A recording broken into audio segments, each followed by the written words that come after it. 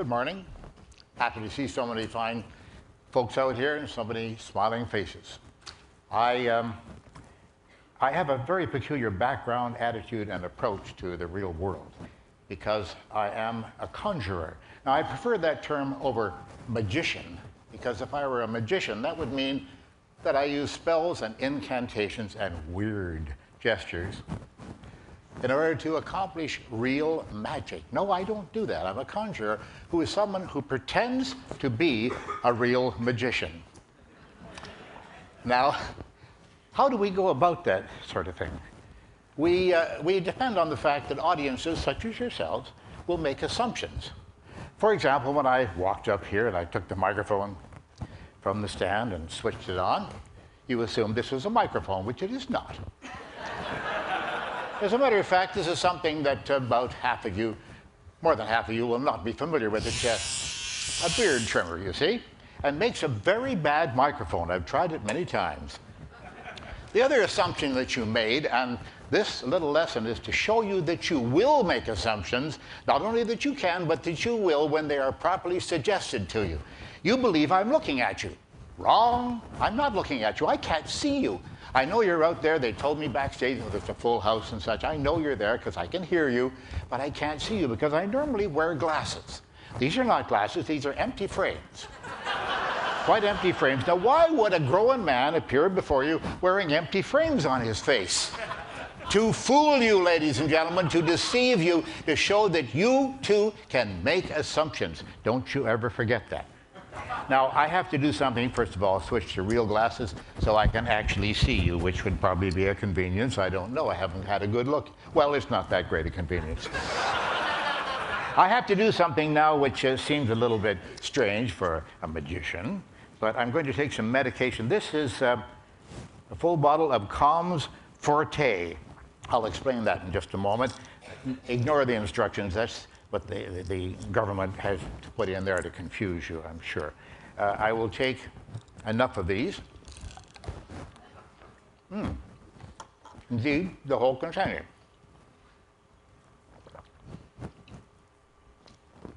$32 capsules of Calms Forte. Now that I've done that, I'll explain it in a moment. I must tell you that I am an actor. I'm an actor who plays a specific part. I play the part of a magician, a wizard, if you will, a real wizard. If someone were to appear on this stage in front of you and actually claim to be an ancient prince of Denmark named Hamlet, you would be insulted, and rightly so.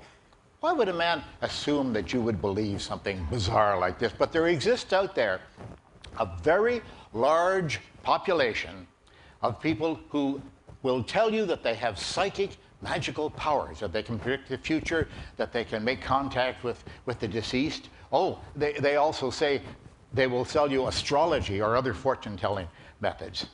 Oh, they gladly sell you that, yes. And they also say that they can give you perpetual motion machines and free energy systems.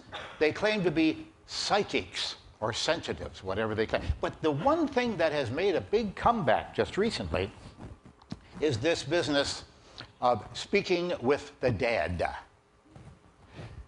Now, to my innocent mind, dead implies incapable of communicating. You might agree with me on that. But these people, they tend to tell you that not only can they communicate with the dead, hi there, but they can hear the dead as well, and they can relay this information back to the living. I wonder if that's true. I don't think so, because this subculture of people use exactly the same gimmicks that we magicians do, exactly the same physical methods, the same psychological methods. And they effectively and profoundly deceive millions of people around the earth to their detriment. They deceive these people, cost them a lot of money, cost them a lot of emotional anguish. Billions of dollars are spent every year all over the globe on these charlatans. Now, I have two questions I would like to ask these people if I had the opportunity to do so. First question, if I want to ask them to call up, because they do hear them through the ear, they listen to the spirits like this. I'm going to ask you to call up the ghost of my grandmother, because when she died, she had the family will, and she secreted it someplace. We don't know where it is. So we ask Granny, where is the will, Granny? What does Granny say? She says, I'm in heaven, and it's wonderful. I'm here with all my old friends, my deceased friends and my family, and all the puppy dogs and the kittens that I used to have when I was a little girl. And I love you, and I'll always be with you. Goodbye. And she didn't answer the damn question. Where is the will? Now, she could easily have said, oh, it's in the library on the second shelf behind the encyclopedia, but she doesn't say that. No, she doesn't. She doesn't bring any useful information to us. We paid a lot of money for that information, but we didn't get it. The second question that I'd like to ask, rather simple. Suppose I ask them to contact the spirit of my deceased father-in-law, as an example. Why do they insist on saying, remember they speak into his ear, why do they say, my name starts with J or M? Is this a hunting game, a hunting and fishing? What is it? Is it 20 questions? No, it's more like 120 questions, but it is a cruel, vicious, absolutely conscienceless, I'll be all right, keep your seats, game that these people play, and they take advantage of the innocent, the naive, the grieving, the needy people out there. Now, this is a process that is called cold reading. There's one fellow out there, Van Prague is his name, James Van Prague. He's one of the big practitioners of this sort of thing. John Edward, Sylvia Brown, and Rosemary Altea, they are other operators. There are hundreds of them all over the earth. But in this country, James Van Prague is very big. And what does he do? He likes to tell you how the deceased got deceased, the people he's talking to through his ear, you see. So what he says is very often, it's like this. He says, he tells me before he passed that he had trouble breathing. Folks, that's what dying is all about. You stop breathing and then you're dead. It's that simple. And that's the kind of information they're going to bring back to you? I don't think so. Now, these people will make guesses. They'll say things like, why am I getting electricity? He's saying to me, electricity.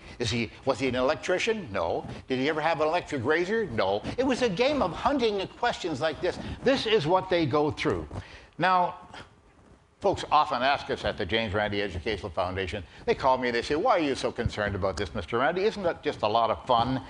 No, it is not fun. It is a cruel farce. Now, it may bring a certain amount of comfort, but that comfort lasts only about 20 minutes or so, and then the people look in the mirror and they say, I just paid a lot of money for that reading, and what did she say to me? I love you. They always say that. They don't get any information. They don't get any value for what they spend. Now, Sylvia Brown is the big operator. We call her the Talons. Sylvia Brown, thank you. Sylvia Brown is the big operator in this field at this very moment. Now, Sylvia Brown, just to show you, she actually gets $700 for a 20-minute reading over the telephone. She doesn't even go there in person. And you have to wait up to 2 years because she's booked ahead that amount of time. You pay by credit card or whatever, and then she will call you sometime in the next 2 years. You can tell it's her. Hello, this is Sylvia Brown. That's her. You can tell right away. Now, Montel Williams is an intelligent man. We all know who he is on television. He's well-educated, he's smart, he knows what Sylvia Brown is doing, but he doesn't give a damn. He just doesn't care. Because the bottom line is the sponsors love it, and he will expose her to television publicity all the time. Now, what does Sylvia Brown give you for that $700? She gives you the names of your guardian angels, that's first. Now, without that, how could we possibly function? She gives you the names of previous lives, who you were in previous lives. Duh. It turns out that the women that she gives readings for were all Babylonian princesses or something like that. And the men were all Grecian warriors fighting with Agamemnon. Nothing is ever said about a 14-year-old bootblack in the streets of London who died of consumption. He isn't worth bringing back, obviously. And the strange things, folks, you may have noticed this too. You see these folks on television. They never call anybody back from hell. Everyone comes back from heaven, but never from hell. If they call back any of my friends, they're not going to, well, you see the story. Now, Sylvia Browne is an exception. An exception in one way, because the James Randi Educational Foundation, my foundation, offers a $1 million prize in negotiable bonds, very simply, won by all you have to do is prove any paranormal, occult, or supernatural event or power of any kind under proper observing conditions. It's very easy. Win the $1 million. Sylvia Browne is an exception in that she's the only professional psychic in the whole world that has accepted our challenge. She did this on the Larry King Live show on CNN 6.5 years ago, and we haven't heard from her since. Strange. She said it, first of all, that she didn't know how to contact me. Duh. A professional psychic who speaks to dead people, she can't reach me? I'm alive, you may have noticed. Well, pretty well, anyway. She couldn't reach me. Now she says she doesn't want to reach me because I'm a godless person. All the more reason to take the $1 million, wouldn't you think, Sylvia? Now, these people need to be stopped. Seriously now. They need to be stopped because this is a cruel farce. We get people coming to the foundation all the time. They're ruined financially and emotionally because they've given their money and their faith to these people. Now, I popped some pills earlier. I have to explain that to you. Homeopathy. Let's find out what that's all about. You've heard of it. It's an alternative form of healing, right? Homeopathy actually consists, and that's what this is. This is Calms Forte, 32 caplets of sleeping pills. I forgot to tell you that. I just ingested 6.5 days worth of sleeping pills. 6.5 days, that certainly is a fatal dose. It says right on the back here, in case of overdose, contact your poison control center immediately, and it gives an 800 number. Keep your seats, it's going to be okay. I don't really need it. Because I've been doing this stunt for audiences all over the world for the last 8 or 10 years, taking fatal doses of homeopathic sleeping pills. Why don't they affect me?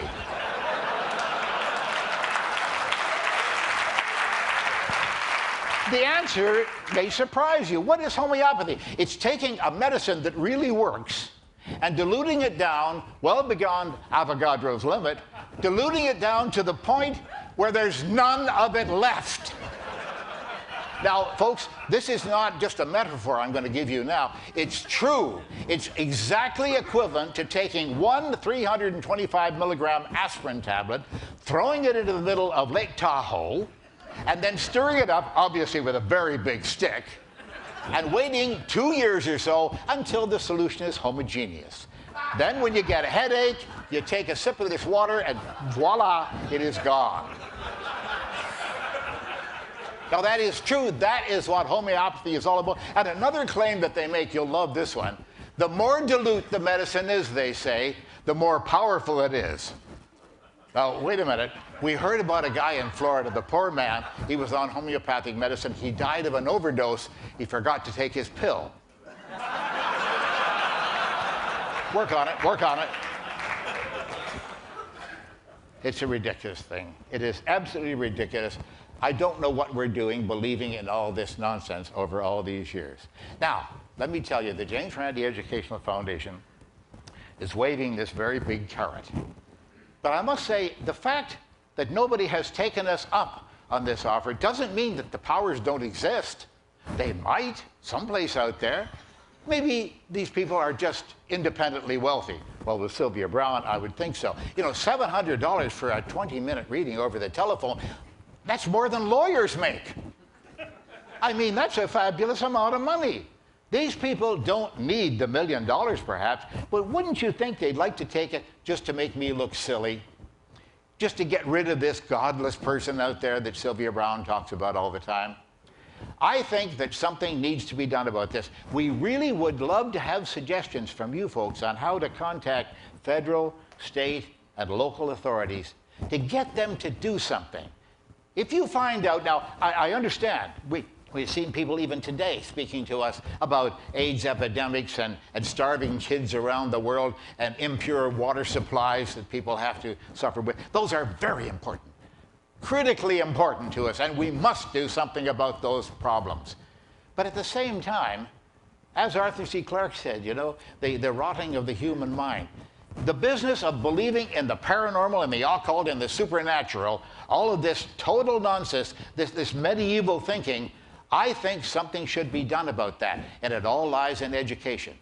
Largely, it's the media who are to blame for this sort of thing. They shamelessly promote all kinds of nonsense of this sort because it pleases the sponsors. It's the bottom line, the dollar line. That's what they're looking at. We really must do something about this. I'm willing to take your suggestions, and I'm willing to have you tune in to our webpage. It's www.randi.org.